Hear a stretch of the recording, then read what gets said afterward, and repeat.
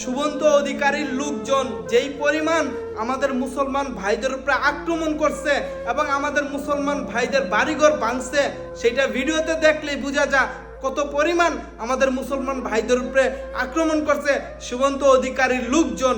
এই লোকটার লগে আবার কিছু কিছু মুসলমান ভাই আমাদের তারা গিয়া বলে শুভন্ত অধিকারী মুসলমানের পক্ষে আছে।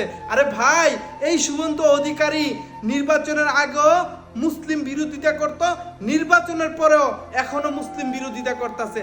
আর আজকে আপনারা এই শুভন্ত অধিকারীর এই স্লোগান দিতেছেন, শুভন্ত অধিকারীর পক্ষে নিয়ে আপনারা কথা বলতেছেন। এই বিষয়ে আমাদের খুব দুঃখ লাগে। আজকে বিজেপির লোকজন জিতার পরে যেই পরিমাণ অত্যাচারী হইতাছে আমাদের মুসলমান ভাইরা, মুসলমান বোনেরা তাদের ফ্যামিলির উপরে প্রচুর পরিমাণ হামলা করতেছে। আজকে এই মুসলমান গিলা তো ভারতেরই নাগরিক, আজকে ভারতের নাগরিক হইয়া ভারতের ভিতরে কথা বলতে পারে না। আমাদের খুবই দুঃখ লাগে। আমরা এই বিষয়টা লইয়া বাংলাদেশি নাগরিক হইয়া আমরা নিন্দা জানাই ভাই।